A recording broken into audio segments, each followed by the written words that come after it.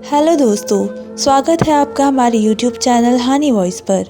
मेरा नाम पारस है और मेरी उम्र 26 साल है। मैं अपनी पत्नी के साथ बहुत ही खुशहाल ज़िंदगी गुजार रहा हूँ। मुझे किसी से कोई लेना देना नहीं होता। अपनी ज़िंदगी मैं अपनी मर्ज़ी के मुताबिक गुजारता हूँ। आज भी मामूली सा ही दिन था। मैं अपनी पत्नी के साथ बैठा चाय की चुस्कियाँ ले रहा था जब अचानक मेरी पत्नी के मोबाइल रिंग हुआ। शाम के 5 बज रहे थे। उस वक्त हम दोनों मियाँ बीवी जल्दी फ्री हो जाते थे और फिर साथ बैठकर चाय के मज़े लेते थे। मेरी पत्नी ने फ़ौरन ही कॉल रिसीव की। ये उसकी बहन के घर से आई थी और अगले ही लम्हे वे चीख कर अपनी जगह से खड़ी हो गई। हाथों से चाय का कप छूटकर गिर पड़ा। मैं भी घबरा कर अपनी जगह से खड़ा हो गया कि अचानक उसे क्या हो गया है, और उसकी आंखों से आंसू बहना शुरू हो गए थे और वे दिलासा देने वाले अंदाज में बोली, आप फिक्र ना करें, ऊपर वाला सब ठीक कर देगा, मैं अभी आती हूँ। ये कहते ही उसने मोबाइल बंद कर दिया। मैंने फ़ौरन उसे अपनी बाहों में भरकर पूछा, क्या हो गया, सब ठीक है ना रागिनी? मेरा दिल बैठा जा रहा था। उसकी ये हालत मुझसे देखी नहीं जा रही थी। वे रोते रोते मेरे सीने से लग गई और फिर जो बात उसने मुझे बताई वे सुनकर मेरे कदमों तले से ज़मीन खिसक गई। वे रोते हुए कहने लगी, पारस, जीजू का देहांत हो गया है, वे मर चुके हैं। मेरी बहन विधवा हो गई है, मैं क्या करूं पारस, सब खत्म हो गया है। मेरी मम्मी बहुत ही रो रही है, कोई किसी को नहीं संभाल पा रहा। ये कैसे हम पर मुसीबत आया है। उसकी हिचकियाँ बंध गई थी, जबकि मैं खुद परेशान हो गया था कि जीजू को क्या हुआ। वे तो बिल्कुल ठीक थे। मैं उसे दिलासा देते हुए अपने सीने से लगा गया और कहा, बस हौसला करो, और ये सब भी ऊपर वाले की आजमाइश है। हमें जल्द से जल्द तुम्हारी बहन के घर जाना चाहिए, अभी उसे हमारी ज़रूरत है। मेरी साली मुझसे बड़ी थी, इसलिए मैं उनकी बहुत ही इज्जत करता था। मेरी बीवी भी फ़ौरन मेरी हाँ में हाँ मिलाने लगी और जल्दी से अपने कमरे में चली गई।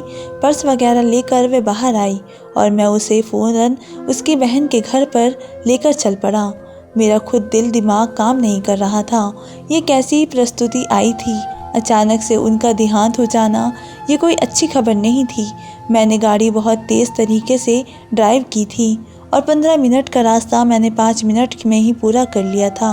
हम दोनों पति पत्नी दौड़ते हुए मेरी साली के घर के अंदर दाखिल हुए थे। सामने का मंजर देखकर मैंने ज़ब्त से आंखें मींच ली थी। मेरी साली दीवानों की तरह अपने पति की अर्थी के सामने बैठी अपना सीना पीट पीट कर रो रही थी। मेरी पत्नी का हाल भी बेहाल हो चुका था। मेरी सास, मेरा साला सब आ गए थे। सब लोग ही उसके दुख में शामिल थे। सबकी आंखें नम थी। उसके पति के घर वाले भी बहुत ज़्यादा तकलीफ़ में डूबे हुए थे। बेशक जिस घर का एक आदमी जाता है उस घर के लोगों को ही उस दुख का सही अंदाज़ा होता है। ऐसा ही उन लोगों के साथ हो रहा था। मैं फ़ौरन ही कामों में मगन हो गया था, क्योंकि मुझे मालूम था कि अब सब कुछ मुझे ही संभालना होगा, क्योंकि मैं ही अब इस घर का अकेला दामाद बचा था। वक्त धीरे धीरे गुजरता जा रहा था और रात तक उन्हें शमशान घाट पहुंचा दिया गया था। उनकी आखिरी मंजिल तय कर दी गई थी। मैं बहुत ज़्यादा अफसोस में हो गया था। मुझे बिल्कुल यकीन नहीं आ रहा था कि एक हंसता खेलता शख्स इस दुनिया से इस तरह कैसे चला गया। सब लोग बहुत ही अफसोस कर रहे थे और बहुत ही अफसोस की बात ये थी कि मेरी साली का पति बहुत ही अच्छा इंसान था और उसने कभी किसी के साथ बुरा नहीं किया था, बल्कि मेरी शादी में भी उसका ही हाथ था। यही वजह थी कि मुझे बेहद अफसोस हो रहा था। मैं घर पहुंचा तो मेरी पत्नी अपनी बहन को अपने साथ ले जाने के लिए तैयार कर रही थी। मैं भी उनके पास ही जाकर खड़ा हो गया था। ये वक्त वाकई सहारे का होता है और इस वक्त उन्हें एक सहारे के एक बहन की ही ज़रूरत थी, जो मेरी पत्नी ही पूरी कर सकती थी। लेकिन मेरी साली मना करने लगी। मैं अपने पति के घर से कहीं नहीं जाऊंगी। उनकी खुशबू यहाँ बसी हुई है, मैं उनकी खुशबू के साथ अपनी ज़िंदगी गुजार लूँगी। मगर मेरी पत्नी ने उसकी एक नहीं सुनी थी। उसने साफ कह दिया था कि कभी भी हम तुम्हें यहाँ अब नहीं छोड़कर जाएंगे। हमें मालूम है ये तुम्हारे ससुराल वाले तुम्हें ज़िंदा नहीं रहने देंगे। अब जो हो चुका है सो हो गया है।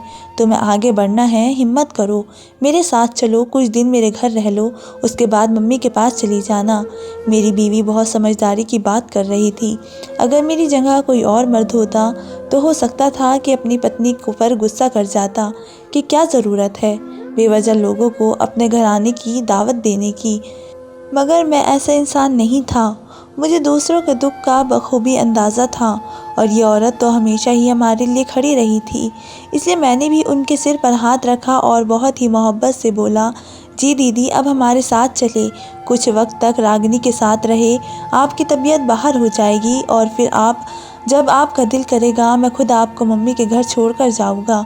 हम सबके बहुत ही कहने के बाद उन्होंने हमारी बात सुन ली और हामी भरी और फिर अपना सामान रोते रोते बांधने लगी। मैं अपनी पत्नी के भाई के साथ बाहर आ गया था। वे भी काफ़ी दुख में डूबा नज़र आ रहा था। आखिर को उसकी बहन विधवा हुई थी। ये कोई छोटी बात नहीं थी। हम सब ही बहुत ही दुखी में डूबे हुए थे। सबको उनकी तकलीफ़ का पूरा अंदाज़ा था, इसलिए हर कोई उनके दुख में शामिल होने के लिए आगे से आगे खड़ा था।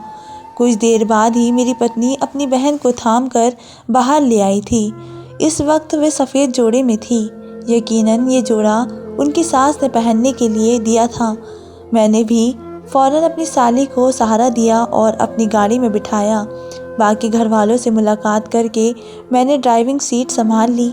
मैं जानता था कि यह वक्त बहुत ही मुश्किल है और अगर इस वक्त कोई साथ दे तो वे इंसान उसका एहसान हमेशा याद रखता है। मैंने अपनी साली की तरफ देखा।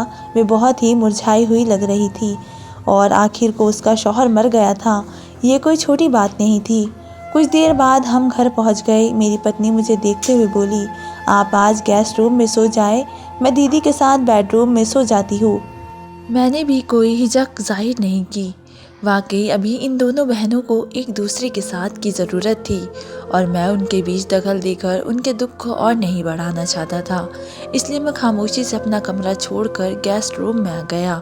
थोड़ी देर मोबाइल इस्तेमाल किया और फिर सोने की कोशिश करने लगा। रात कतरा कतरा कर करके पिघलती चली गई।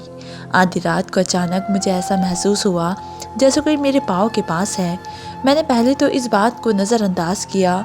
मुझे लगा कि मुझे नींद में वहम हो रहा है, मगर जैसे ही दोबारा मुझे अपने पाँव पर कुछ सरसराता महसूस हुआ, मैं एक झटके से उठ बैठा। मगर कमरे के अंदर ऐसा कुछ भी नहीं था। मेरी पत्नी भी कमरे में नहीं थी। यकीनन वे मेरी साली के साथ थी। तो फिर मेरे पाँव पर क्या हो रहा था? मैं एकदम से हैरान हो गया था। काफ़ी देर तक मैंने अपने कमरे का मुआयना किया कि कहीं कोई कीड़ा वगैरह तो नहीं आ गया, मगर ऐसा कुछ भी नहीं था जो मुझे इस बात का एहसास दिलाता कि कमरे में कुछ और भी है। मैंने अपना सर झटक दिया और खामोशी से बैठ गया। एक बार फिर मेरे दिमाग में अपने साले की मौत का कल का लम्हा ताज़ा होने लगा। मैंने तो अपना ध्यान हटाने के लिए पानी पीने की गरज से किचन में चला गया। एक नज़र मैंने अपने बेडरूम पर डाली जो बंद था। यकीनन वो दोनों बहनें भी अब भी सो चुकी होगी। यही सोचकर मैंने खामोशी से पानी पिया और अपने कमरे में आकर वापस लेट गया। अगली सुबह मेरी आँख किसी के झिंझोड़ने पर खुली थी। मैंने नींद की आंखों से सामने देखा तो कोई और नहीं बल्कि मेरी साली खड़ी थी। मैं घबरा कर अपनी जगह से खड़ा हो गया। ये सुबह सुबह मेरे कमरे में क्या कर रही है? उनके चेहरे पर कल की तरह कोई भी दुख नज़र नहीं आ रहा था। वो मुझे देखते हुए अचानक बोली, उठ जाइए, आप कब तक सोएगी? ऑफिस का टाइम तो बहुत ज़्यादा हो चुका है। मैंने हैरत से इस औरत को देखा था। कल तक तो ये मरने की दहलीज पर आ चुकी थी और अब काफ़ी फ्रेश लग रही थी। मैंने घड़ी की तरफ देखा। घड़ी में 10 बज रहे थे। सच में मुझे बहुत ही ज़्यादा देर हो चुकी थी। मैं फ़ौरन उठ गया और उन्हें देखते हुए बोला, अरे आपने क्यों परेशानी उठाई? रागिनी को बोल देती, वो मुझे उठा देती। आपकी तबीयत तो ठीक है ना? वो फ़ौरन सिर हाँ में हिलाते हुए बोली, हाँ मेरी तबीयत अब ठीक है, मैं संभल गई हूँ। मैंने अपने दिल को समझा लिया है कि ये ऊपर वाले के फ़ैसले होते हैं। दरअसल रागिनी सो रही थी तो मैंने सोचा कि मैं आपको जगह देती हूँ, वरना आपको देर हो जाएगी। वो मुस्कुराते हुए बोली, जबकि मुझे हैरत हो रही थी। एक रात में ऐसा क्या हो गया जो ये औरत इतनी आसानी से संभल गई? कल रात तक तो मुझे लग रहा था कि मुझे बहुत ही ज़्यादा मुश्किल उठानी पड़ेगी इन्हें संभालने के लिए। मुझे अपना बहुत ही ज़्यादा वक्त इन पर देना पड़ेगा, मगर यहाँ तो उल्टी ही गंगा बह रही थी। वो औरत तो खुद ही ठीक हो चुकी थी। मैंने दिल ही दिल में शुक्र अदा किया कि चलो ये अच्छी बात है, इन्होंने जल्द समझदारी का इस्तेमाल किया है। मैंने उनका शुक्रिया अदा किया और खामोशी से वॉशरूम में फ़्रेश होने चला गया।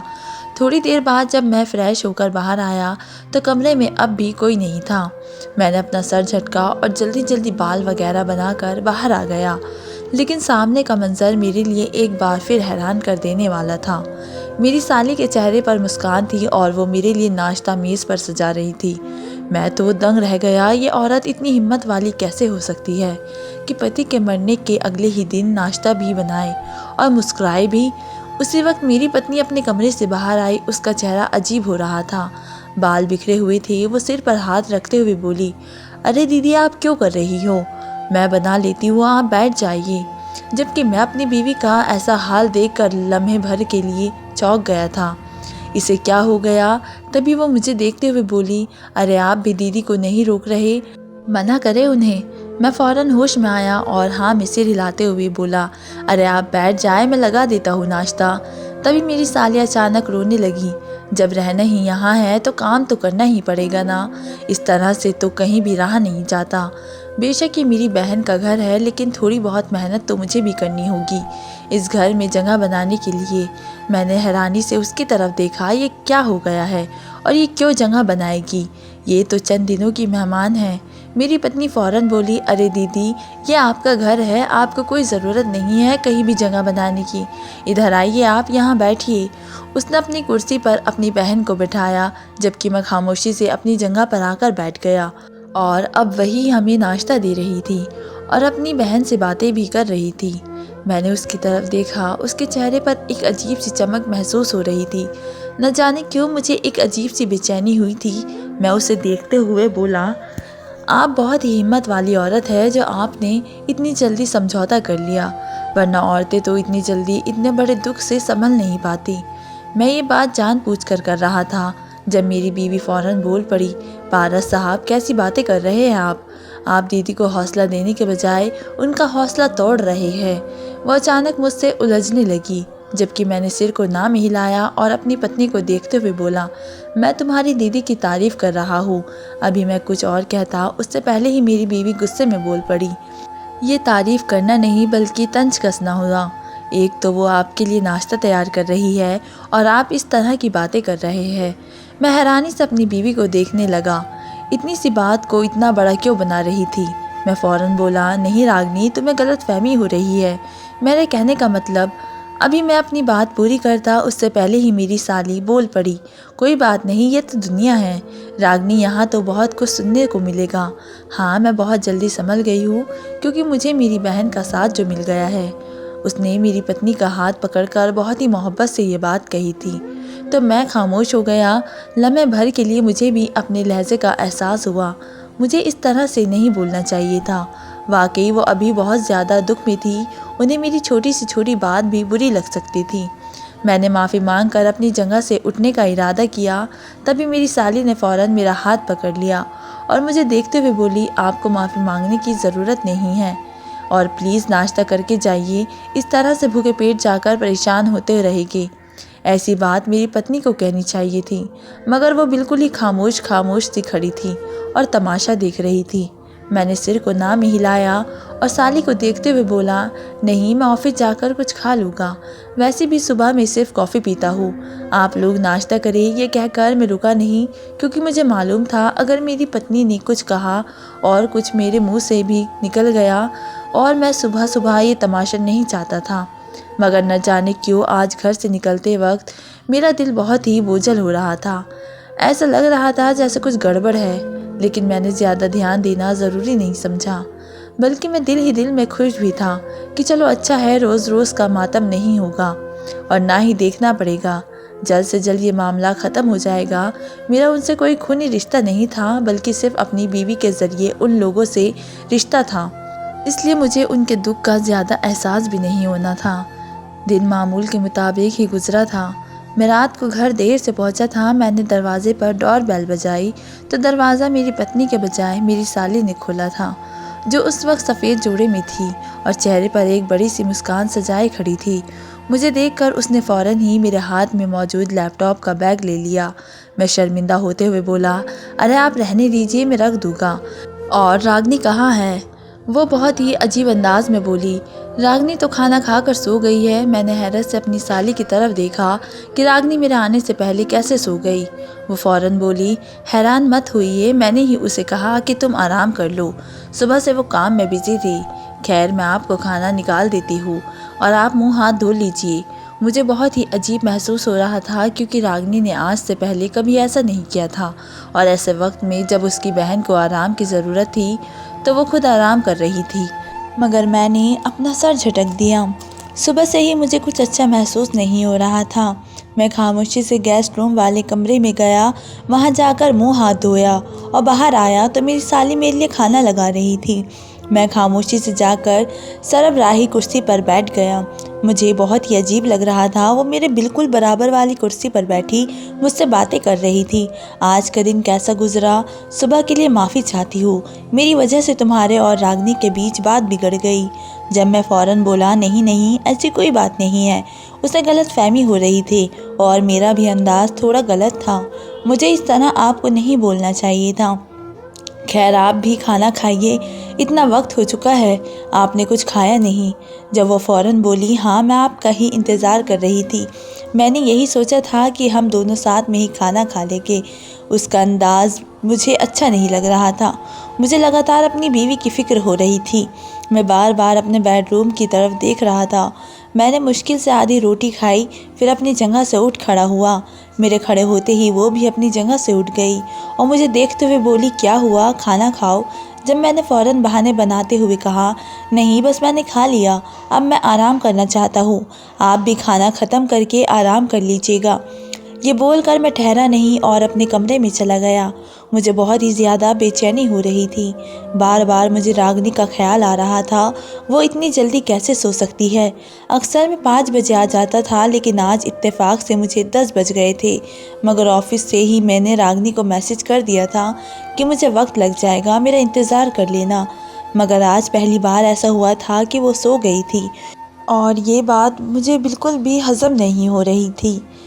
मैं बिस्तर पर बैठा यही सब सोच रहा था जब अचानक मेरी साली ने कमरे का दरवाज़ा खटखटाया और अंदर कदम रखा। मैं चौंक कर उसकी तरफ देखने लगा। उसके हाथ में कॉफ़ी का कप था।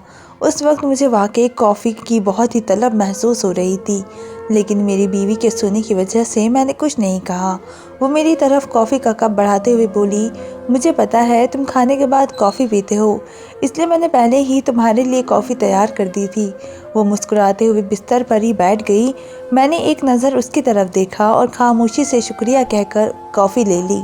वो मुझे देखते हुए बोली, वैसे तुम सुबह कितने बजे ऑफिस जाओगे और क्या अब रोज़ ही 10 बजे वापस आया करोगे?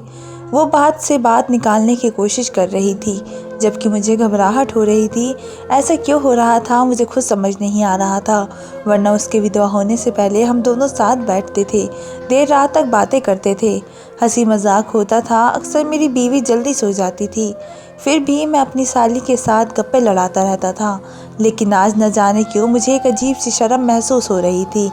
एक अजीब सा ख्याल बार बार जकड़ रहा था कि अगर मेरी पत्नी ने मुझे इस वक्त अब उसके साथ देख लिया तो न जाने क्या सोचेगी, और उसका अंदाज भी मुझे कुछ ठीक नहीं लग रहा था। मगर वो तो जाने का नाम ही नहीं ले रही थी। कभी कोई बात निकाल लेती तो कभी कोई। रात के 12 बजते ही मैंने 2 टूक अंदाज में कहा, आप आराम कर लीजिए क्योंकि मैं भी अब सोना चाहता हूँ, सुबह ऑफिस है और मुझे जल्दी उठना होगा। वो झट से बोली, मुझे आपका टाइम बता दीजिए, मैं आपको वक्त से पहले उठा दूँगी, आपको इस चीज़ की बिल्कुल भी फ़िक्र करनी नहीं है। मैंने एक नज़र अपनी साली पर डाली और सर ना में हिलाते हुए कहा, आप जाइए आराम करें, मैं अलार्म लगा लूँगा, अब मुझे थकान हो रही है। और मैं ये कहते ही अपने पैरों को सीधा कर चुका था और नज़रें भी फेर ली थी ताकि वो वाकई चली जाए। थोड़ी देर तक वो वहीं पर बैठी रही और फिर मेरी कॉफ़ी का कप उठाकर बाहर चली गई। मैंने चैन का सांस लिया।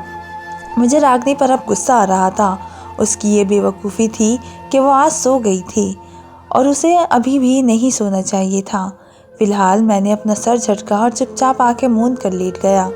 आज मैं वाकई बहुत ही थक चुका था। इतनी थकान मुझे पहले कभी महसूस नहीं हुई थी, वरना अक्सर मैं दिन रात काम करता था, फिर भी मेरा जिस्म चुस्त रहता था। अभी मुझे सोए हुए कुछ देर ही हुई थी कि मुझे फिर अपने पैरों पर कुछ अजीब सा सरसराता महसूस हुआ। मैं गहरी नींद में था, मगर इतनी ज़्यादा सरफराहट हो रही थी कि मेरी आँख फ़ौरन खुल गई। मैंने फ़ौरन अपने पैरों की तरफ देखा, मगर वहाँ कुछ भी गैर मामूली नहीं था। मैं फ़ौरन अपनी जगह से उठकर बैठ गया। कल भी इसी वक्त मेरे साथ ये वाक़या पेश आया था और आज भी वही सब हो रहा था। मुझे उलझन सी होने लगी थी। मैंने अपने पैर समेट लिए और एक बार फिर आंखें बंद कर ली। कुछ लम्हे गुजरे थे कि फिर से मेरे पैरों पर वही सरसराहट शुरू हो गई।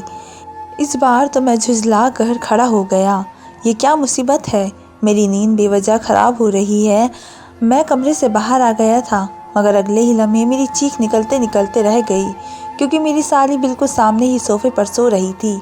उसे इस तरह देखकर मेरी तो जान ही सूख गई थी। मैं फ़ौरन उसके पास गया, उसका कंधा पकड़ कर हिलाया तो वो तुरंत जाग गई और खुश होकर बोली, क्या हुआ, क्यों जगाया? कुछ चाहिए क्या आपको? उसका चेहरा ऐसा लग रहा था मानो खिल उठा हो। मैं फ़ौरन बोला, नहीं, मुझे कुछ क्यों चाहिए होगा, पर यह बताइए 3 बजे आप क्या कर रही है? आपको तो कमरे के अंदर आराम करना चाहिए। मेरी बात सुनकर वह फ़ौरन बोली, अरे आपकी बीवी ने कमरे का दरवाज़ा अंदर से बंद कर लिया है। अब मैडम बहुत ही गहरी नींद में है, इसलिए मैंने जगाना मुनासिब नहीं समझा और यहीं पर लेट गई। मैं तुरंत बोला, तो आप मेरे पास आ जाती। आप गेस्ट रूम में सो जाइए, मैं यहाँ सो जाता हूँ। आप इस तरह खुद को परेशान मत कीजिए, वैसे भी आपकी तबीयत कुछ ठीक नहीं है। मेरी बात सुनकर उसने फीकी सी मुस्कान दी और सर ना में हिलाते हुए बोली, मैं अपनी वजह से किसी को परेशान नहीं करना चाहती। आप दोनों पति पत्नी का बहुत शुक्रिया कि आपने मुझे अपने घर में जगह दे दी है। खैर आप जाइए, आराम करिए, सुबह ऑफिस भी जाना होगा। वो न जाने क्यों बहुत ही उदास थी, शादी से पहले भी और शादी के बाद भी। एक लम्हे के लिए मुझे उस औरत पर तरस आ गया। जवानी में ही विधवा हो गई, कितनी खुशहाल ज़िंदगी थी उसकी अपने पति के साथ, और अब कैसी तन्हा ज़िंदगी जी रही थी। मैंने सिर ना में हिला दिया और उसके पास ही बैठकर बोला, ज़िंदगी और मौत ऊपर वाले के हाथ में है, हम कुछ नहीं कर सकते। एक दिन सबको इस दुनिया से जाना है। आपने खुद को संभाल लिया, ये बहुत अच्छी बात है। हाँ, दुनिया को दिखाने के लिए आप नहीं रो रही, लेकिन मुझे मालूम है कि आप अंदर से पूरी तरह टूट चुकी है। मगर हिम्मत रखने में खुदा आपकी मदद ज़रूर करेगा। और रही मेरे घर में रहने की बात, तो आप ये बिल्कुल मत सोचिए कि ये कोई पराया घर है, बल्कि आपकी बहन का घर है, आपके भाई का घर है। आप यहाँ खुश होकर रह सकती है। मेरी ये बात सुनकर उसने झटके से मेरी तरफ देखा और सर ना में हिलाते हुए बोली, भाई का नहीं, बहनोई का। वो मुस्कुराते हुए मेरी बात ठीक कर रही थी, मगर मुझे उसका ये अंदाज़ कुछ अजीब लग रहा था। पर मैंने सर झटक दिया और मुस्कुराते हुए बोला, बहनोई भी भाई की जगह ही होते हैं, बस आप मुझे अपना बड़ा भाई ही समझिए। ये कहते हुए मैंने ममता के उसके सर पर हाथ रखा तो उसके चेहरे की मुस्कान अचानक खो गई।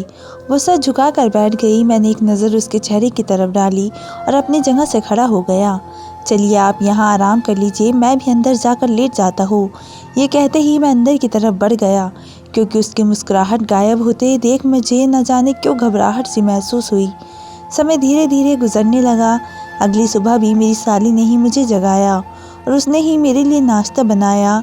जब मेरी बीवी कमरे से बाहर आई तो कल की तरह उसका चेहरा जर्द पड़ रहा था, बाल भी बिखरे हुई थी। ये सब देखकर मुझे बहुत ही अजीब लग रहा था।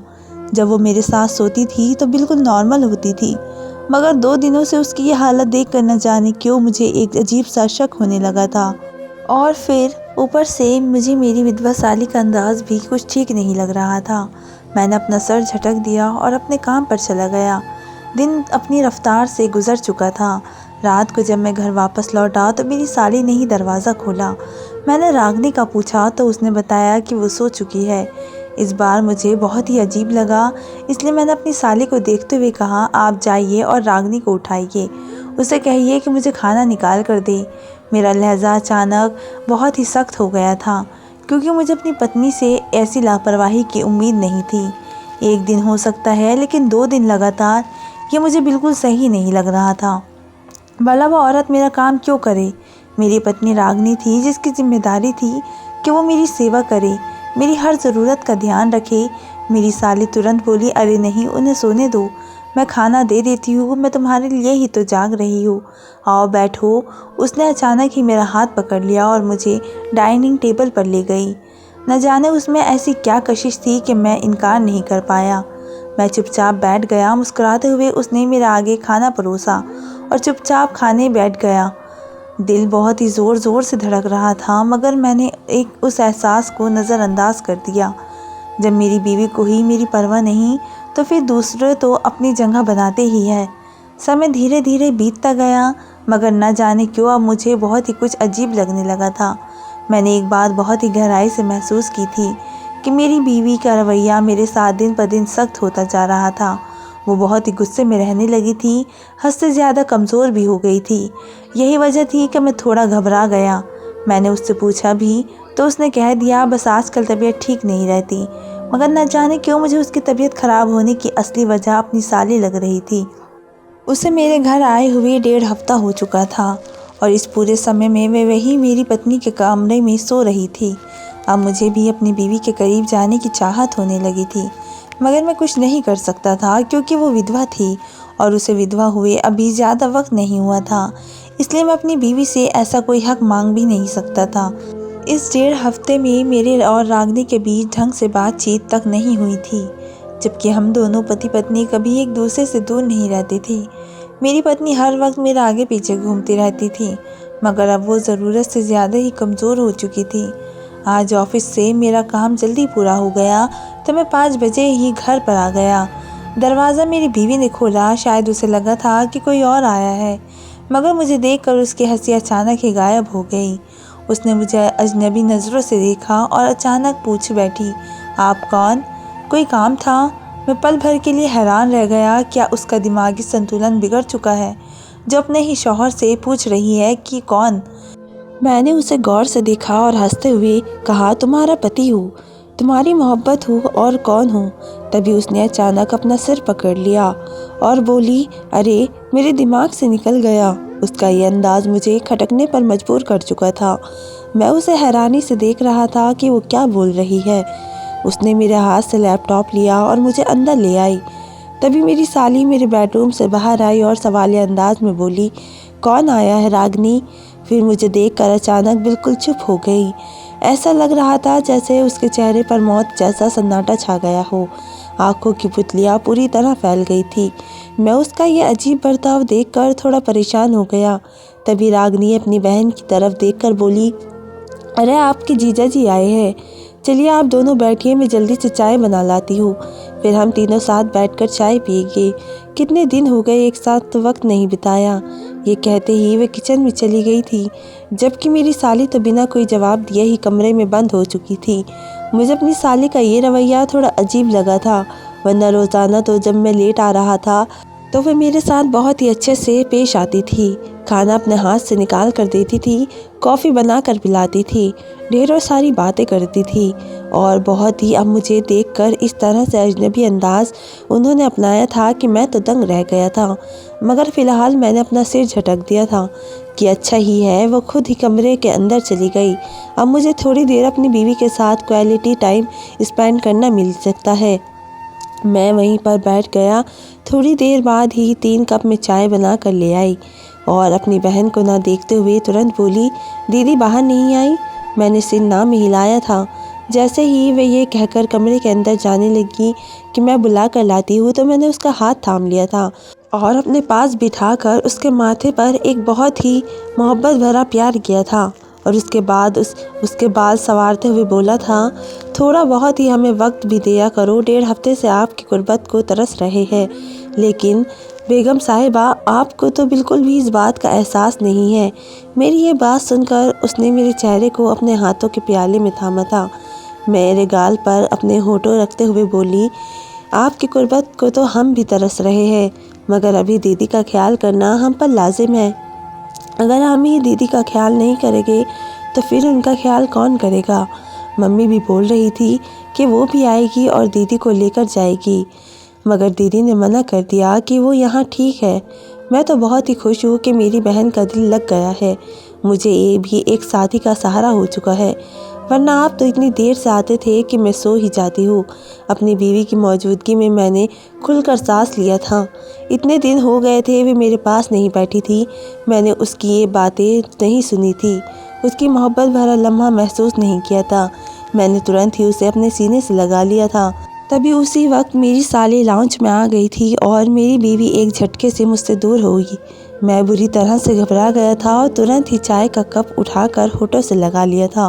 वे मुझे देखते हुए बोली थी, मुझे अंदाज़ा नहीं था कि आप इतनी जल्दी आ जाएगी। खैर अच्छा लगा, चलिए चाय पी लेते हैं। ये कहते ही वे मेरे बिल्कुल बराबर में आकर बैठ गई थी, जबकि मेरी बीवी दूसरे सोफे पर मुस्कुराकर हमें ही देख रही थी। मुझे उसका यूँ अंदाज़ बहुत ही अजीब लगा था। अगर मैंने चुप रहने में आफियत जानी थी, मैंने जल्दी जल्दी चाय पी थी और अपने गेस्ट रूम में चला गया था, जहाँ आजकल मेरा बसेरा था। मगर आज न जाने क्यों मुझे कुछ अजीब महसूस हुआ था। मेरे घर के अंदर आना और मेरी साली का जो रिएक्शन देना मुझे न जाने क्यों खतरे की संकेत लग रहा था। मेरी बीवी का दिन पर दिन कमज़ोर हो जाना, और आज जब वो मेरे पास बैठी तो उसका मुझे वे वज़न ही नहीं लग रहा था जो उसका हुआ करता था। उसका चेहरा जल्दी माइल हो गया था, आंखों के नीचे हल्के से निशान लगाने शुरू हो गए थे, बाल हर वक्त बिखरे रहते थे। मेरी बीवी हर वक्त सजी सवरी रहती थी, लेकिन अब तो उसके रंग ढंग ही बदल गए थे। न जाने क्यों मुझे आज बहुत ही ज़्यादा बेचैनी ने घेर रखा था।